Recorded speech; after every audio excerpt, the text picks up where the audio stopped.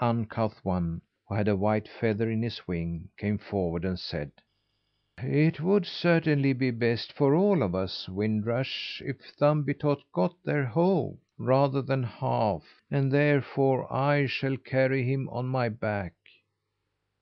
"If you can do it, Fumle Drumle, I have no objection," said Wind Rush.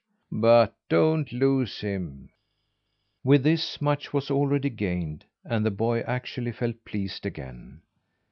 "There is nothing to be gained by losing my grit because I have been kidnapped by the crows," thought he. "I'll surely be able to manage those poor little things."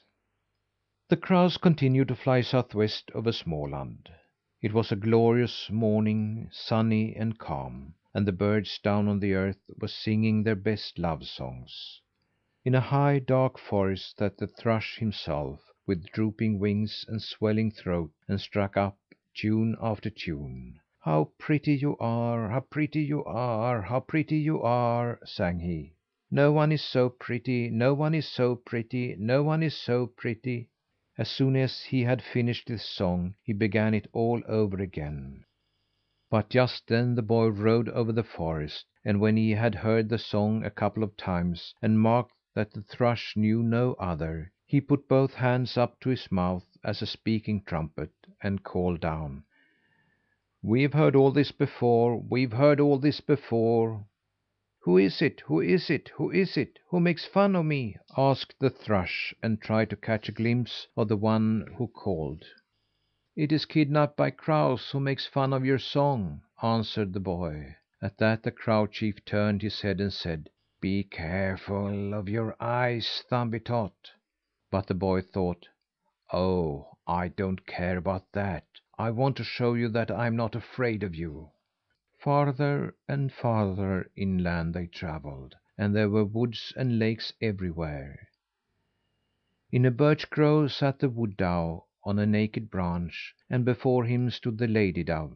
He blew up his feathers, cocked his head, raised and lowered his body until the breast feathers rattled against the branch.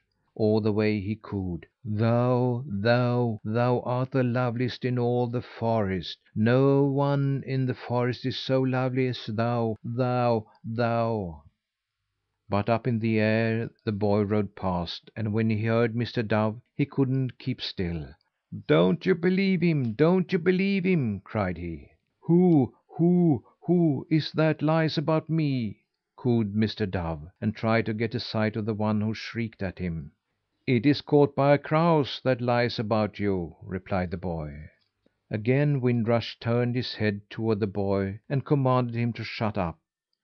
But Fumle Drumle, who was carrying him, said: "Let him chatter. Then all the little birds will think that we crows have become quick witted and funny birds." "Oh, they're not such fools either," said Wind Rush. But he liked the idea just the same, for after that he let the boy call out as much as he liked. They flew mostly over forests and woodlands, but there were churches and parishes and little cabins in the outskirts of the forest. In one place they saw a pretty old manor. It lay with the forest back of it, and the sea in front of it, had red walls and a turned roof, great sycamores about the grounds, and big, thick gooseberry bushes in the orchard.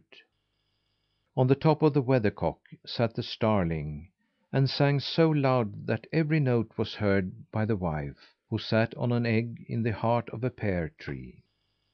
"We have 4 pretty little eggs," sang the starling. "We have 4 pretty little round eggs. We have the whole nest filled with fine eggs." When the starling sang the song for the 1000th time, the boy rode over the place. He put his hands up to his mouth as a pipe, and called: "The magpie will get them! The magpie will get them!" "Who is it that wants to frighten me?" asked the starling, and flapped his wings uneasily. "It is Captured by Crows that frightens you," said the boy. This time the crow chief didn't attempt to hush him up. Instead, both he and his flock were having so much fun that they cawed with satisfaction. The farther inland they came, the larger were the lakes, and the more plentiful were the islands and points. and on a lake shore stood a drake and kowtowed before the duck. "I'll be true to you all the days of my life. I'll be true to you all the days of my life," said the drake. "It won't last until the summer's end," shrieked the boy. "Who are you?" called the drake. "My name's Stolen by Crows," shrieked the boy. At dinner time the crows lighted in a food grove.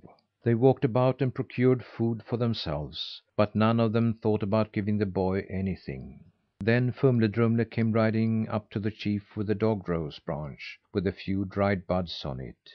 "Here's something for you, Wind Rush," said he. "This is pretty food and suitable for you." Wind Rush sniffed contemptuously. "Do you think that I want to eat old dried buds?" said he. "And I who thought that you would be pleased with them," said Fumle Drumle, and threw away the dog rose branch as if in despair. But it fell right in front of the boy, and he wasn't slow about grabbing it and eating until he was satisfied. When the crows had eaten, they began to chatter. "What are you thinking about, Wind Rush? You are so quiet to day," said one of them to the leader.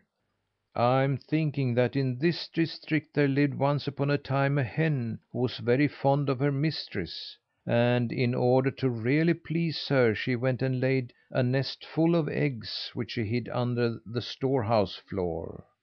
The mistress of the house wondered, of course, where the hen was keeping herself such a long time. She searched for her, but did not find her. Can you guess, Longbill, who it was that found her and the eggs?" "I think I can guess it, Wind Rush. But when you have told about this, I will tell you something like it. Do you remember the big black cat in Hinneryd's parish house? She was dissatisfied because they always took the new born kittens from her, and drowned them. Just once did she succeed in keeping them concealed, and that was when she had laid them in a haystack outdoors. She was pretty well pleased with those young kittens, but I believe that I got more pleasure out of them than she did." Now they became so excited that they all talked at once. "What kind of an accomplishment is that, to steal little kittens?" said one. "I once chased a young hare who was almost full grown. That meant to follow him from covert to covert."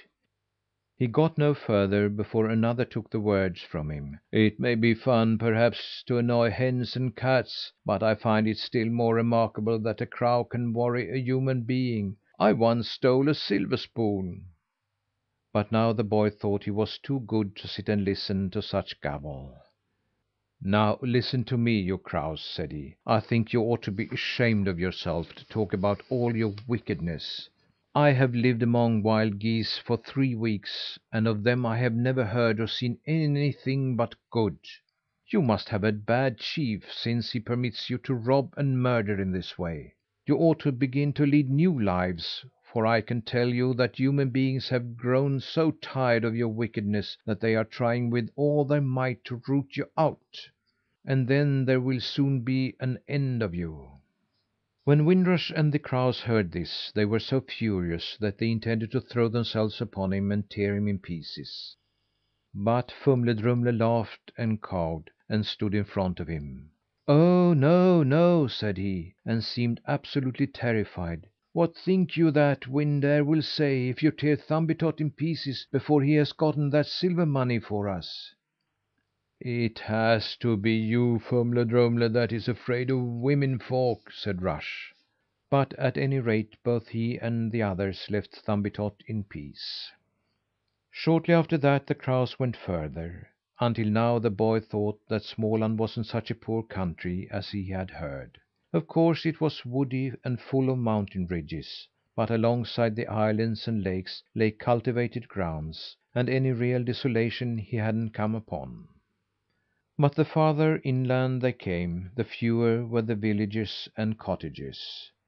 Toward the last he thought that he was riding over a veritable wilderness, where he saw nothing but swamps and heaths and juniper hills.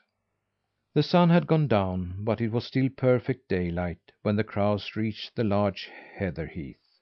Wind Rush sent a crow on ahead to say that he had met with success.